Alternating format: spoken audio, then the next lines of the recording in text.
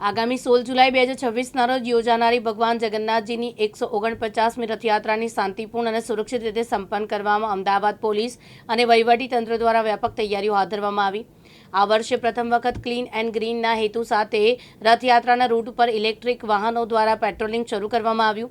સાથે જ crime branch દ્વારા સતત પેટ્રોલિંગ કરવામાં આવી રહ્યું છે, જ્યારે સંવેદનશીલ વિસ્તારો ડ્રોન સર્વેલન્સ અને ચાંપતી નજર રાખવામાં આવી રહી છે। અમદાવાદ મ્યુનિસિપલ કોર્પોરેશન દ્વારા 13 કિલોમીટરથી વધુ લાંબા રથયાત્રા રૂટ પર સુરક્ષા, આરોગ્ય, સ્વચ્છતા અને અન્ય મૂળભૂત સુવિધાઓ માટે વિશેષ આયોજન કરવામાં આવી રહ્યું છે।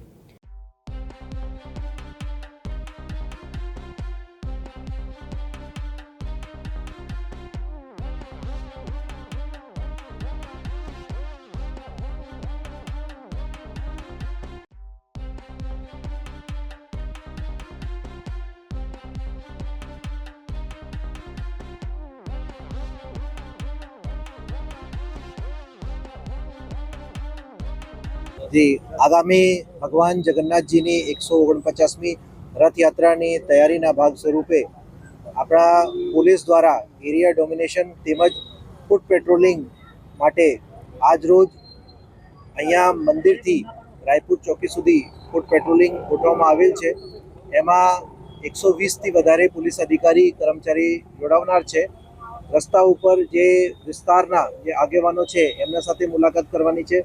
એની સાથે સાથે જે વિસ્તારમાં જે સંવેદનશીલ વિસ્તાર છે એની ચેકિંગ, એની સાથે સાથે જે જર્જરિત મકાનો છે એના નિરીક્ષણ અને ત્યાંના જે વિસ્તારમાં પોલીસની હાજરી વધુ દેખાય અને પોલીસ દ્વારા બધા રૂટની ઓળખાણ થાય એના માટે આ ફૂટ પેટ્રોલિંગના આયોજન કરવામાં આવેલ છે।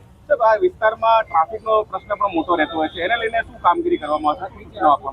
જી, અત્યારે જે વિસ્તાર છે એમાં ટ્રાફિક પોલીસ દ્વારા બંદોબસ્ત ગોઠવવામાં આવે છે, તેમજ રથયાત્રાના દિવસે કેટલાક જાહેરનામા કરવામાં આવે છે, તેમજ બેરિકેડિંગની વ્યવસ્થા કરવામાં આવે છે, જેથી વ્યવસ્થિત રીતે રથયાત્રા પસાર થાય છે।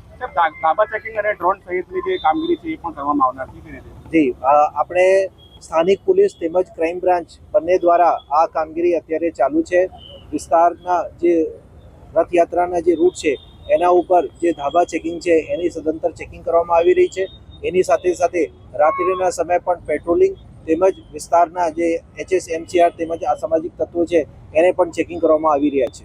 ચિરાગ સોની, દિવ્યાંગ ન્યૂઝ, અમદાવાદ।